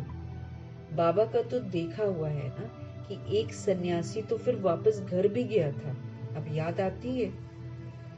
तो घर भी गया था, ये भी शास्त्रों में है। मनुष्य वानप्रस्थ अवस्था में तब जाते हैं जब आयु बड़ी हो जाती है। दुनिया के अनुसार वानप्रस्थ मतलब कि रिस्पॉन्सिबिलिटी छोड़ दो, अब भगवान का नाम जपो, उसको वानप्रस्थ कहते हैं। तो मनुष्य जो है वो वानप्रस्थ अवस्था में तब जाते हैं जब आयु बड़ी हो जाती है। छोटी आयु में तो वानप्रस्थ ले नहीं सकते, अब आजकल तो वो भी नहीं लेती हैं सोल्स। कितना भी ओल्ड हो जाए वो लोग घर में ही रहते हैं, वो वैसा वाला वानप्रस्थ ही नहीं बनते हैं कि जिम्मेवारियां जो है वो बच्चों को थमा दी और फिर खुद भजन बंदगी में लग गए। ऐसे नहीं करते, आजकल नहीं करते, पहले किया करते थे द्वापर युग में। कुंभ के मेले में बहुत छोटे छोटे नांगे लोग आते हैं। कुंभ के मेले में ना वो नांगे लोग होते हैं, वो कुछ नहीं पहनते, दवाई खिलाते हैं उनको, कहते हैं, जिससे कि उनकी कर्म इंद्रियां ठंडी पड़ जाती हैं, ताकि वो विकार में नहीं जाते हैं। वो फिर क्या करते, दवाई खाते हैं, जिससे कर्म इंद्रियां ठंडी पड़ जाती हैं। तुम्हारा तो योग बल से कर्म इंद्रियों को वश में, यहाँ कोई दवाई वगैरह नहीं खिलाते। यहाँ तो बाबा कहते हैं तुम मेरे संग योग लगाओ, योग की शक्ति से तुम्हारी सारी कर्म इंद्रियां शीतल हो जाएगी। यहाँ पर कोई दवाई वगैरह नहीं खानी। योग के बल से वश होते होते आखिरीन बाबा कहते ये कर्म इंद्रियां बिल्कुल ठंडी हो जाती, हो ही जाएंगी। कई कहते हैं बाबा माया बहुत तंग करती है, वहां तो ऐसी बातें होती नहीं। कर्म इंद्रियां वश तब होंगी जब योग में तुम पक्के हो। अगर हम एक बात दूसरा न कोई का पाठ पक्का करेंगे, अगर हम अपने को आत्मा समझकर अपने परमपिता परमात्मा को याद करेंगे और निरंतर इस याद की यात्रा में रहेंगे, तब जाकर हमारी कर्म इंद्रियां शांत हो जाएंगी, सुखी हो जाएंगी। बाबा कहे जब योग में तुम पक्के होंगे कर्म इंद्रियां शांत हो जाएंगी। इसमें बड़ी मेहनत है, वहां ऐसे छीछी काम होते नहीं। बाप आए हैं ऐसे स्वर्ग धाम में ले जाने के लिए, जैसे छीछी काम यहाँ पर होते हैं, गंदे काम यहाँ पर होते हैं, वहां नहीं होते हैं। तो बाप आए हैं ऐसे स्वर्ग धाम में ले जाने के लिए, तुमको लायक बना रहे हैं। माया तुमको क्या करती है? नालायक बना देती है, भगवान से छुड़ा देती है, अलबेला बना देती है, ज्ञान के प्रति आलस्य में ले आती है और कलयुग की दुनिया में फंसा देती है। दोस्तों में संग दोष लगता है ना, यही होता है संग का दोष, अन्न का दोष, संग का दोष। देधारी का संग करते हैं, देधारी तो आजकल क्या करते हैं, दुनिया में जैसा काम करते हैं, अगर उनका संग किया, उनकी लाइफ आकर्षित करती है, तो ज्ञान में चलने वाला ज्ञान को छोड़कर उनके पीछे लग जाता है। ये पता ही नहीं है कि कितनी दुर्गति हो जाएगी। मेहनत है इसमें, बाबा कहते हैं। पूरा एक बाबा में हमेशा एकाग्र रहना, पढ़ाई करना, फिर पढ़ाई को अमल में लाना, फिर ज्ञान रत्नों को जिंदगी में यूज करना, फिर उसको सेवाओं में लगाना, बहुत कार्य है। ऐसे ही थोड़ी प्योर हो जाते हैं। तो बाबा कहते हैं बाप आए हैं ऐसे स्वर्ग धाम में ले जाने, तुमको लायक बना रहे हैं। माया तुमको नालायक बनाती है, अर्थात स्वर्ग व जीवन मुक्ति धाम में चलने लायक नहीं। तो बाप बैठकर लायक बनाते हैं, उसके लिए फिर प्योरिटी सबसे पहले, पवित्रता चाहिए। गाते भी हैं बाबा हम पतित बन पड़े हैं, हमको आकर पावन बनाए। पावन माना पवित्र गायन भी है। अमृत छोड़ विष काहे को खाए। कुछ लोग अमृत छोड़ देते हैं और विष खाते, मतलब विकार में चले जाते हैं। बाबा बोलते क्यों जाते हो? उसका नाम विष भी है, जो आदि मध्य अंत दुख देता है। किसका नाम विष है? विष मतलब जहर। काम विकार को जहर बोलते हैं बाबा, देह अभिमान को जहर बोलते हैं बाबा। ये जो है, ये हमको आदि मध्य अंत दुख देता है। जन्म भी दुख से, गर्भ जेल में सबसे पहले तो दुख ही दुख है, फिर बाहर निकलते हैं तो भी दुख से, कष्टों से निकलते हैं। फिर जो अगर रोया नहीं तो थप्पड़ मारते हैं ना, उसको रुलाते हैं, मतलब रोने से जिंदगी की शुरुआत होती है। उसके बाद दुख ही दुख है, कौन सा सुख होता है? आदि मध्य अंत। फिर उसके विस्तार में चले जाते हैं, मोह माया में फंस जाते हैं और फिर अंत में दुखी होकर मरते हैं। तो आदि मध्य अंत यहाँ पर दुखी दुख है। ये भी ड्रामा में नूंद है, क्योंकि हम आते हैं, पाठ बुझाते हैं, फंसते हैं, फिर रिकॉर्ड हो जाता है। तो ड्रामा में ये रिकॉर्ड हो जाता है, मतलब नूंद हो जाता है, फिक्स हो जाता है। बाप कितनी बार आए हैं तुम बच्चों से आकर मिले हैं, तुम्हें कनिष्ठ से उत्तम पुरुष बनाया। हम सारे लोग कनिष्ठ बन जाते हैं, शूद्र बन जाते हैं, अनटचेबल बन जाते हैं, गंदे बन जाते हैं, उसको कनिष्ठ बोलते हैं। बाबा कनिष्ठ से फिर उत्तम पुरुष बनाते हैं। आत्मा पवित्र होती है तो फिर आयु भी बड़ी हो जाती है, हेल्थ, वेल्थ, हैप्पीनेस सब कुछ मिल जाता है। ये भी तुम बोर्ड पर लिख सकते हो। बाबा कहे आत्मा पवित्र होती है तो आयु, जो एज है बॉडी की, वो भी बड़ी हो जाती है, हेल्थ भी मिलता है, वेल्थ भी मिलता है, हैप्पीनेस भी मिलता है। और कितने जन्मों के लिए? 21 जन्म के लिए। तो health, wealth, happiness for 21 generation, 1 second ना। बाप से ये वर्षा मिलता है 21 जन्मों के लिए। कई बच्चे बोर्ड लगाने से भी डरते हैं। अब अपने आप को अगर खोल सकते हैं तो फिर बाबा कहते हैं कई बच्चे ऐसे हैं जो बोर्ड लगाने से भी डरते हैं। बोर्ड तो सबके घर पर रहता ही है, तुम सर्जन के बच्चे हो ना। अब जैसे कोई सर्जन होता है, वो अपना नाम भी लिखेगा, सब कुछ अपना औहदा वगैरह लिखता है। हमारा तो डिफरेंट हो गया ना अब। तो बाबा कहते हैं बोर्ड लगाने से भी कई लोग वो करते हैं। बोर्ड तो सबके घर पर रहता है, कई बच्चे बोर्ड लगाने से भी डरते हैं। तुम सर्जन के बच्चे हो ना, तुमको हेल्थ, वेल्थ, हैप्पीनेस सब मिलती है, तो तुम फिर औरों को भी दो ना। बाबा कहते दे सकते हो तो क्यों नहीं बोर्ड पर लिख देते हो? तो मनुष्य आकर समझे कि भारत में आज से 5000 वर्ष पहले हेल्थ, वेल्थ थी, पवित्रता भी थी। बेहद के बाप का वर्षा 1 सेकेंड में, 21 जनरेशन का वर्षा 1 सेकेंड में। तुम्हारे पास बहुत आएंगे, तुम बैठ समझाओ, यही भारत सोने की चिड़िया थी, इन्हों का राज्य था। फिर ये कहाँ गए, लक्ष्मी नारायण को दिखा के कहाँ गए, 84 जन्म पहले ये लेंगे, ये नंबर 1 है ना, यही फिर लास्ट में आते हैं। बाप कहते हैं अब तुम्हारा 84 का चक्र पूरा हुआ, फिर शुरू होना है। बेहद का बाप ही आकर ये मर्तबा प्राप्त कराते हैं, सिर्फ कहते हैं तुम मुझे याद करो तो तुम पावन बन जाएंगे,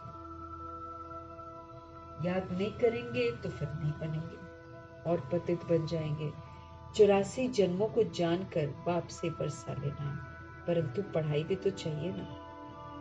हमको बाबा शिक्षित भी तो कर रहे हैं, हम तो अनपढ़ गवार से भी बदतर हो जाते हैं ना, तो बाबा हमको शिक्षित कर रहे हैं। तुमको कहा जाता है स्वदर्शन चक्रधारी।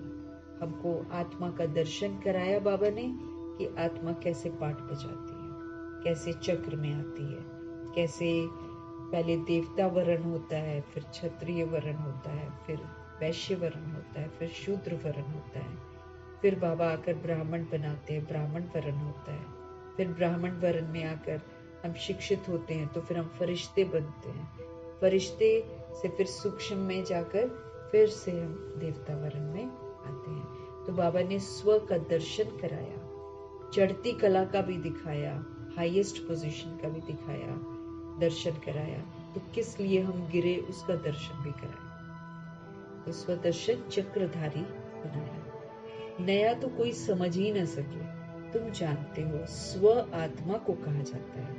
हम आत्मा जो पवित्र थी, शुरू से लेकर 84 का चक्र लगाया, ये भी वो भी तो बाप बताते हैं ना। तुमने पहले पहले शिव की भक्ति शुरू की, तुम तो अव्यभिचारी भगत थे, बाप के सिवाय कोई समझा ही नहीं सकता। बाप कहते हैं मीठे मीठे बच्चों, तुमने पहले पहले ये जन्म लिया। कोई साहूकार होगा तो कहेंगे ना कि आगे जन्म में इसने ऐसा कर्म किया है। कोई रोगी होगा तो कहेंगे पिछले कर्म का हिसाब किताब है। अच्छा, इन लक्ष्मी नारायण ने कौन से कर्म किए हैं, ये बाप बैठकर समझाते हैं। इनके 84 जन्म पूरे हुए, फिर फर्स्ट नंबर में इनको आना है। तो कैसे फर्स्ट नंबर में आते हैं, बाबा की श्रीमत पर चलकर, एक क्यूरेसी से चलते हैं ना। भगवान संगम युग पर ही आकर हमको राजयोग सिखलाते हैं। अभी तुम समझ रहे हो कि बाबा हमें राजयोग सिखला रहे हैं, फिर भी तुम भूल जाएंगे। कर्म, अकर्म और विकर्म की गुह्य गति भी बाप ने समझाई है। अगर हम बाबा की श्रीमत के विपरीत चलते हैं तो हम पाप कर्म करते हैं। अगर हम देश समझकर कर्म करते हैं तो हम पाप कर्म करते हैं। अगर हम आत्मा समझकर श्रीमत प्रमाण कर्म करते हैं तो मेरा अकर्म का अकाउंट बनता है। माना हम अच्छा कर्म करते हैं लेकिन मेरा हिसाब किताब किसी के साथ नहीं बनता है, क्योंकि बाबा करा रहे हैं, बाबा श्रेष्ठ कर्म सिखा रहे हैं, हम लोग निमित्त बनकर कर रहे हैं, इसलिए मेरा किसी के साथ हिसाब किताब नहीं बनता है। उल्टा मेरा कौन सा अकाउंट जमा हो रहा है, अकर्म का, जिसमें कोई हिसाब किताब नहीं होता। कर्म श्रेष्ठ होते हैं, हिसाब किताब नहीं होता। हिसाब किताब बॉन्डेज जो है, बंधन जो है, वो हम गलत कर्म करते हैं तब बनता है। तो पूरा 2500 वर्ष अकर्म होता है। सब अच्छा कर्म करते हैं, यहीं से संस्कार लेकर जाते हैं, हिसाब किताब वहां पर किसी का भी नहीं बनता है, यहीं से गिफ्ट लेकर जाते हैं ना बाबा से। तो हमको भी अभी श्रेष्ठ कर्म करने हैं, श्रीमत के प्रमाण कर्म करने हैं, और अकर्म का खाता बनाना है मुझे यहाँ पर, क्योंकि यही अकर्म का खाता हम आगे लेकर जाएंगे। वहां रावण राज्य नहीं होता। 2500 वर्ष की राजधानी में रावण रूपी देह का अभिमान नहीं होता है और ना विकार होते हैं। विकार वहां होता ही नहीं, वहां है ही योग बल। जबकि योग बल से हम विश्व का मालिक बनते हैं तो जरूर पवित्र दुनिया भी तो चाहिए। हम भगवान के साथ योग लगाते हैं, उस योग की शक्ति से हम विश्व का मालिक बनते हैं। तो फिर पवित्र दुनिया भी तो अब चाहिए। पुरानी दुनिया को अपवित्र और नई दुनिया को पवित्र दुनिया कहा जाता है, वो बाबा स्थापन करते हैं। और पुरानी दुनिया में ना दुनिया को पुराना बना दिया हमने, दे अभिमान में आकर, रावण की मत पर चलकर हम अपवित्र बने। ये है, सॉरी बाबा कहते वो है वॉइसलेस वर्ल्ड। सतयुग त्रेता युग वॉइसलेस वर्ल्ड है, वहां पर विकार नहीं है। और ये वाली कलयुग की दुनिया, ये विशियस वर्ल्ड है, ये विकारों की दुनिया है, ये पतित दुनिया है। बाप ही आकर वैश्यालय को शिवालय बनाते हैं। ये तो वैश्यालय है, इसमें सब लोग भगवान से विस्मृत हैं। तो जो भगवान से विस्मृत है, अगर मैं उसका संग करूंगी तो मैं भी तो भगवान को धीरे धीरे भूलती जाऊंगी। मुझे भी फिर भगवान भी रूठ जाएगा, फिर हमको योग भी नहीं लगेगा। योग के समय में हमको नींद आएगी, आलस्य आएगा, भगवान की चीजों में मुझे आलस्य आना शुरू हो जाएगा, और बाकी सारी चीजों में हम लोग बहुत एक्टिव हो जाएंगे। ये वैश्यालय का प्रभाव है इस समय। तो हमको विशियस वर्ल्ड में अब बुद्धि से नहीं रहना है। ये तो बाबा कहते वैश्यालय है, ये तो गंदा बनाने वाला है। वैश्यालय को बाबा शिवालय बनाते हैं, सतयुग शिवालय। शिव बाबा आकर तुमको सतयुग के लिए लायक बना रहे हैं। शिव बाबा सतयुग के लिए हम आत्माओं को लायक बना रहे हैं। लक्ष्मी नारायण के मंदिर में जाकर तुम पूछ सकते हो, आपको मालूम है इन्होंने ये मर्तबा कैसे पाया, विश्व के मालिक कैसे बने। बाप कहते हैं तुम नहीं जानते हो, हम जानते हैं। तुम बाप के बच्चे ही कह सकते हो कि हम आपको बता सकते हैं। इन्होंने ये मर्तबा कैसे पाया। इन्होंने ही पूरे 84 जन्म लिए, किन्होंने, लक्ष्मी नारायण ने। फिर पुरुषोत्तम संगम युग पर आकर बाप ने राजयोग सिखलाया है और राजाई दी है। उसके पहले नंबर 1 पतित थे, फिर नंबर 1 पावन बने। सारी राजधानी है ना, तुम्हारे चित्रों में सब क्लियर है। इन्हों को राजयोग किसने सिखलाया। ऊंच ते ऊंच है ही परमपिता परमात्मा। देवताएं तो सिखला नहीं सकते, भगवान ही सिखलाते हैं, जिनको ज्ञान का सागर नॉलेजफुल कहा जाता है। बाप टीचर सदगुरु भी कहा जाता है। वही शिव बाबा हमारे फादर भी हैं, वही हमारे इस समय टीचर हैं, वही हमारे सतगुरु भी हैं। ये सब बातें वही समझ सकते हैं जिसने शुरू से शिव की भक्ति की होगी। मंदिर बनाने वालों से तुम पूछो, आपने ये मंदिर बनाया है और मूर्तियां भी रखी हैं, तो इन्होंने मर्तबा कैसे पाया ये वाला। इन्हों का राज्य कब था, फिर ये कहाँ चले गए, अब ये कहाँ है। तुम 84 की कहानी बताओ तो बहुत खुश हो जाएंगे। पहले प्रश्न पूछो, फिर बोलो कि हम आपको बताएं, फिर 84 की कहानी बताओ, तो बाबा कहते बड़े खुश हो जाएंगे। चित्र हमारे पॉकेट में पड़े, आजकल तो बहुत छोटा छोटा पूरा प्रदर्शनी का ही चित्र मिल जाता है, तो वो आप पॉकेट में उसको फोल्ड करके आराम से रख सकते। वो फोल्डिंग वाला ही होता है, छोटा सा, उसको आप अपने पॉकेट में रख सकते हो। तुम किसको भी समझा सकते हो। शुरू से जिसने शिव की भक्ति की होगी वो सुनते रहेंगे और खुश होते रहेंगे। तुम समझ जाएंगे ये हमारे कुल का है। दिन प्रतिदिन बाबा बहुत सहज युक्तियां भी बतलाते हैं। तुमको अब समझ मिली है, परमपिता परमात्मा ही सभी के सदगति दाता है। 21 जन्मों के लिए सतयुगी बादशाही मिल जाती है। 21 जन्मों के लिए 2500 वर्ष वो, और फिर 2500 वर्ष की जो प्राप्तियां हम करते हैं, उसका जो अनुभव करते हैं, वो हम संगम युग पर करते हैं। तो यहाँ भी बादशाह और फिर 2500 वर्ष भी बादशाह। 21 जन्म, एक जन्म अभी, 8 जन्म सतयुग में और 12 जन्म त्रेता युग में। सतयुगी बादशाही मिल जाती है। 21 जन्मों का वर्षा इस पढ़ाई से ही तो मिलता है। टॉपिक भी बहुत है। वैश्यालय और शिवालय किसको कहा जाता है। इस टॉपिक पर हम परमपिता परमात्मा की जीवन कहानी बता सकते हैं। लक्ष्मी नारायण के 84 जन्मों की कहानी, ये भी एक टॉपिक है। विश्व में शांति के जो होते हैं ना, बच्चे भी होते हैं, वो अक्सर बोलते हैं ना, कहानी उनको इन्वॉल्व करना चाहिए, उनको कहानी सुनानी चाहिए, कहानी के रूप में चित्र सामने पड़े हों।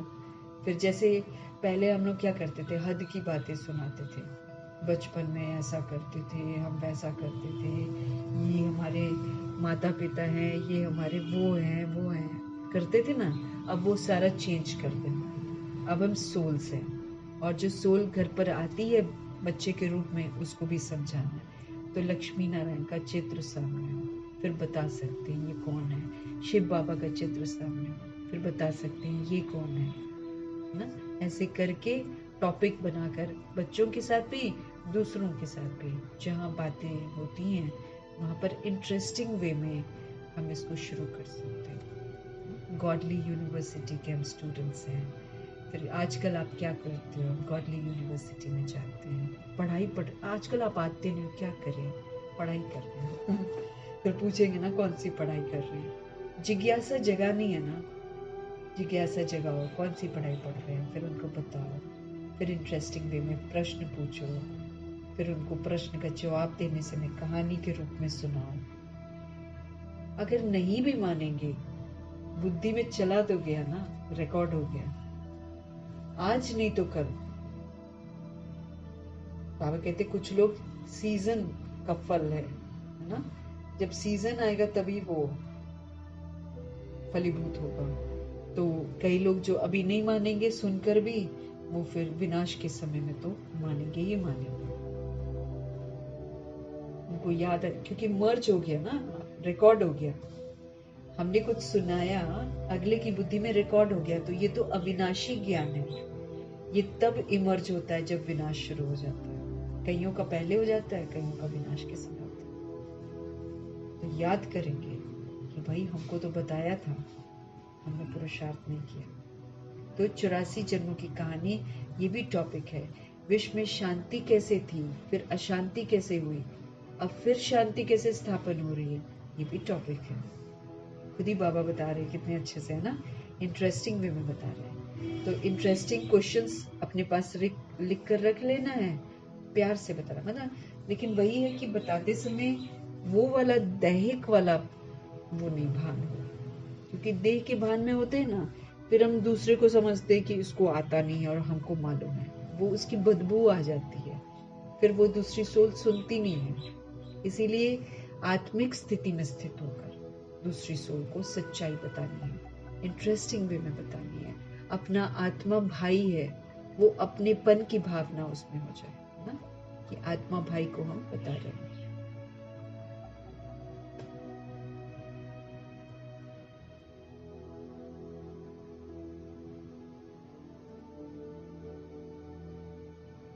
तो 3 टॉपिक्स बाबा ने दिए। विश्व में शांति कैसे थी, फिर अशांति कैसे हुई, अब फिर शांति कैसे स्थापन हो रही है ना, टॉपिक है ना। ये टॉपिक से हम भगवान का परिचय जो है इनडायरेक्टली दे सकते हैं। अच्छा, मीठे मीठे सिकीलते बच्चों प्रति माता पिता बाप दादा का याद प्यार और गुड मॉर्निंग। रूहानी बाप की रूहानी बच्चों को नमस्ते। हम रूहानी बच्चों की भी रूहानी बाप को दिल व जान से, सिक व प्रेम से, स्नेह से, मोहब्बत से, अदब से, भगवान जी का पूरा रिगार्ड रखकर उनको तहे दिल से हम नमस्ते भी करेंगे और तहे दिल से उनका धन्यवाद भी करेंगे। धारणा के लिए मुख्य सार। अब उत्तम पुरुष बनने के लिए याद के बल से आत्मा को पवित्र बनाना है। उत्तम पुरुष बनना है ना, उत्तम पुरुष मतलब लक्ष्मी नारायण के घराने में जाने लायक बनना। ऐसा बनने के लिए बाबा कहे याद के बल से सोल को पवित्र बनाना है। अब हमें कर्म इंद्रियों से कोई भी पाप कर्म नहीं करना है। हमें वो चीजें नहीं देखनी है जो बाबा मना करते हैं। हमें वो कर्म नहीं करने हैं जो बाबा मना करते हैं। कर्म इंद्रियों से अब पाप कर्म नहीं करना। ज्ञानवान बनकर आत्माओं को सुजाग करने की सेवा करनी है। ये समय है कि हम ज्ञान को यूज करें, हम खुद भी जगे रहें और हम दूसरी सोल्स को भी जगाएं, उनका भी भला करें, क्योंकि शरीर अचानक अब आत्माएं छोड़ेंगे। अगर हमने उसको सुजाग नहीं किया, वो पीछे ही पड़ी रहेगी चीज, आत्मा। क्योंकि जब मुसीबतें आएंगी तो जागती हैं आत्माएं, फिर पीछे पड़ जाती हैं उसके, जो जागता है ना उसके पीछे पड़ जाती हैं।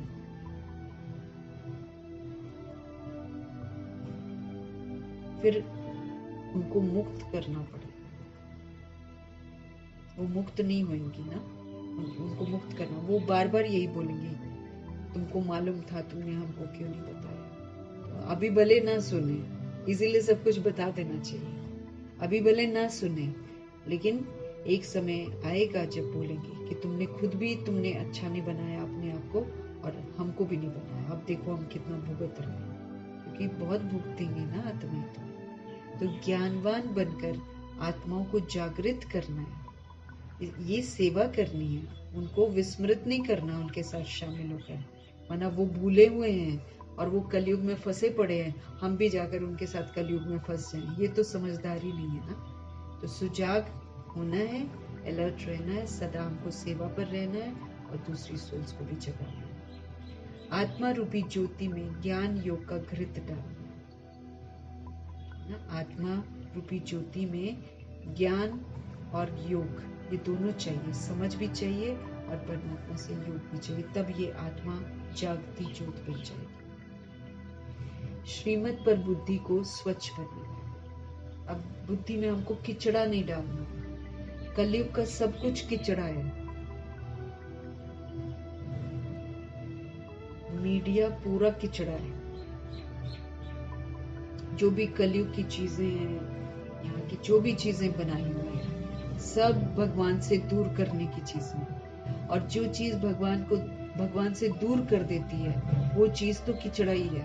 अब हमको क्या करना है? श्रीमत पर चलकर अपनी बुद्धि को एकदम क्लीन बनाना है, स्वच्छ बनाना है। इसमें कलयुग का एक भी दाग न रह जाए, कलयुग की एक भी स्मृति न रह जाए, क्योंकि अगर रह गई तो धर्मराजपुरी में अटक जाएंगे। फिर वहां पर वो वाली स्मृति मिटाई जाएगी, क्योंकि वापस जब हम घर जाएंगे ना, तब भी हमको इधर की स्मृति नहीं रहनी चाहिए।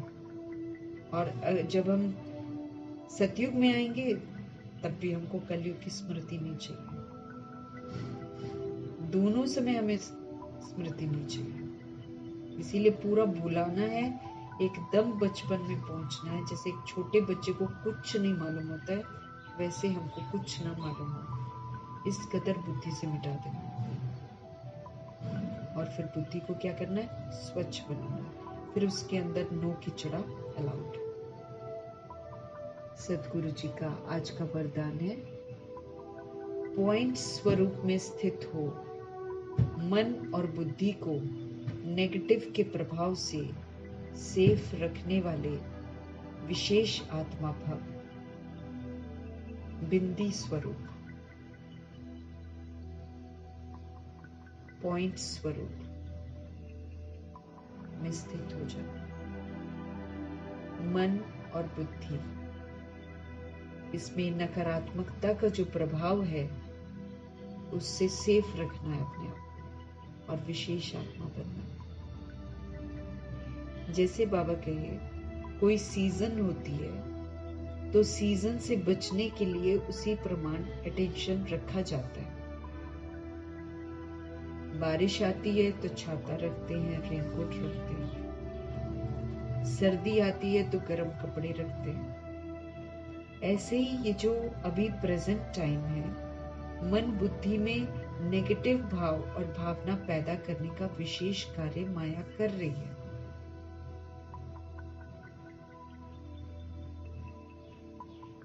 प्रभु के प्रति, सच्चाई के प्रति, ज्ञान के प्रति नकारात्मकता जो है वो पैदा कर रही है।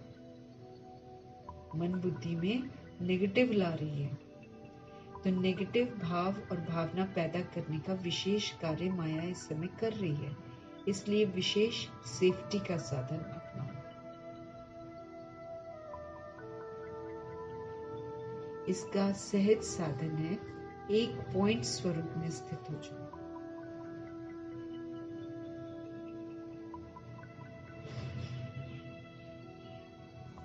इसका सहज साधन है, एक पॉइंट के स्वरूप में स्थित हो जाओ। फुल स्टॉप, बिंदी। आश्चर्य और क्वेश्चन मार्क के बजाय बिंदु लगाना अर्थात विशेष आत्मा बनाना। प्रश्न करना, आश्चर्यचकित होना। बाबा कहते इसकी जगह क्या करो, बिंदु लगा दो, अपनी आत्मिक स्थिति में स्थित हो जाओ।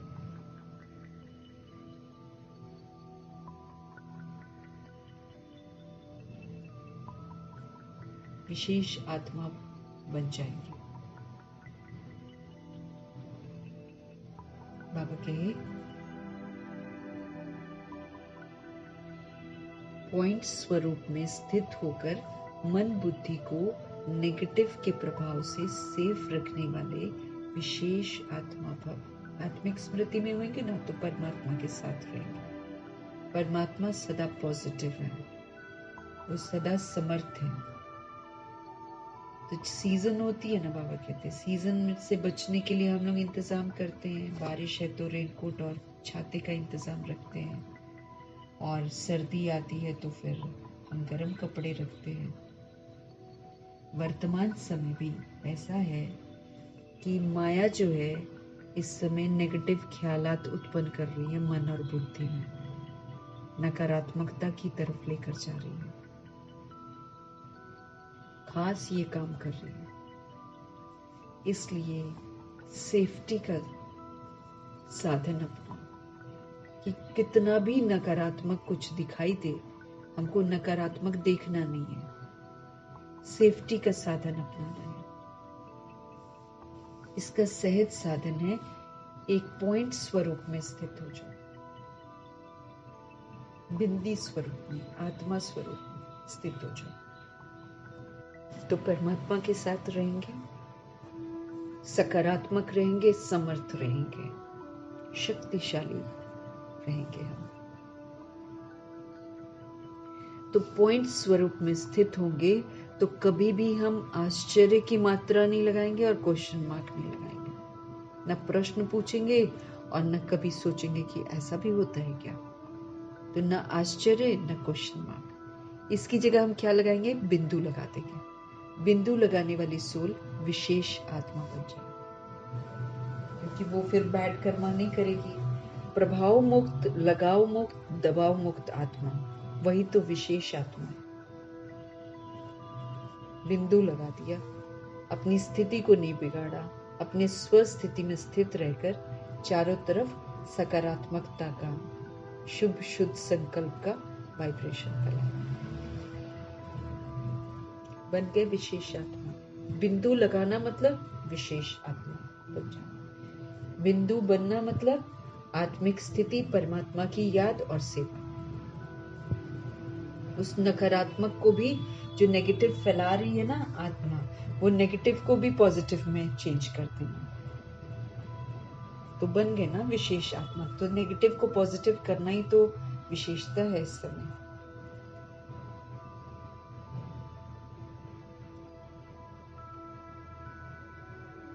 प्रभु जी का आज का स्लोगन, आज्ञाकारी वो है जो हर संकल्प, हर बोल, हर कर्म में जी हुजूर करता है। बाबा जो कहते हैं, बाबा हमको सिखाते हैं कि संकल्प कैसे करने हैं। हमेशा पॉजिटिव, हमेशा पावरफुल, हमेशा शुभ, शुद्ध, कल्याणकारी संकल्प। संकल्प से सृष्टि बनती है, बाबा कहते हैं। जैसा सोचेंगे वैसा बनते जाएंगे। अगर हम सोचेंगे वो ऐसा वो, तो हम खुद ही बाबा कहते अपनी दुनिया को रचते हैं सोच सोच कर। कहते ना हम जो हैं वो हमारी सोच से हैं और हमारे खान पान से हैं। तो आज्ञाकारी वो होता है जो हर संकल्प जैसे बाबा कहे उसमें जी हजूर करते हैं। हर बोल जैसे बाबा कहे वरदानी बोल बोलो, योग युक्त बोल बोलो, युक्ति युक्त बोल बोलो।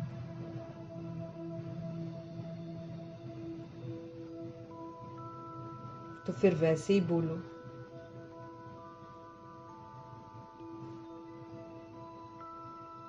और फिर कर्म बाबा कहते हैं हमेशा श्रेष्ठाचारी कर्म करो, कल्याणकारी कर्म करो, फिर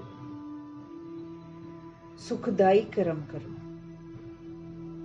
दिव्यता वाले कर्म करो जिसमें दैवी गुण की झलक हो, दूसरी सोल्स को सुकून मिले हमारे व्यवहार से। तो आज्ञाकारी वो आत्मा है जो बाबा के बताए हुए संकल्प, बोल और कर्म में जी हजूर करते हैं।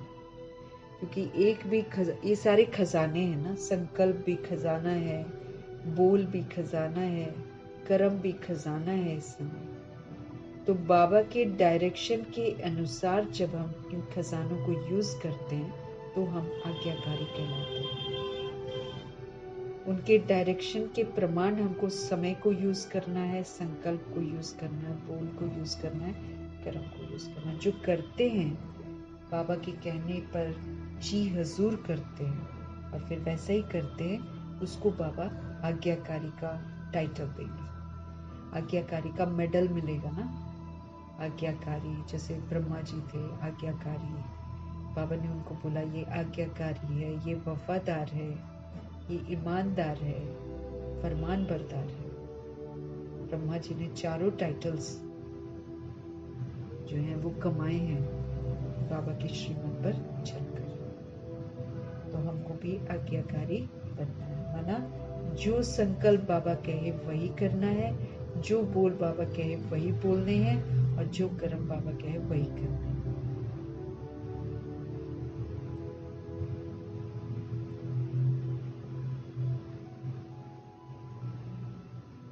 मीठे मीठे परमपिता परमात्मा जी का धन्यवाद करेंगे। ब्रह्मा माँ का धन्यवाद, जगदम्बा माँ का धन्यवाद।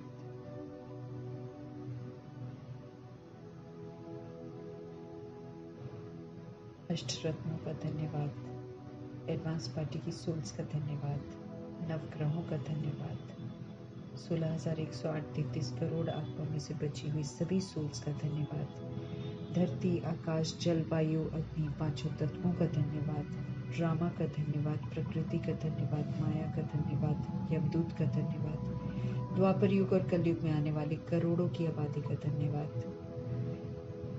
साधनों का धन्यवाद, साधन बनाने वालों का धन्यवाद, साथ में रहने वाली सोल्स का धन्यवाद, सहयोगी आत्माओं का धन्यवाद,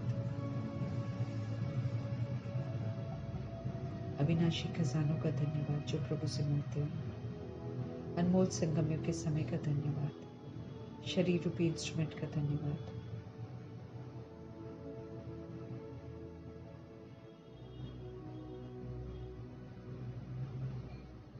पूरे यूनिवर्स का धन्यवाद,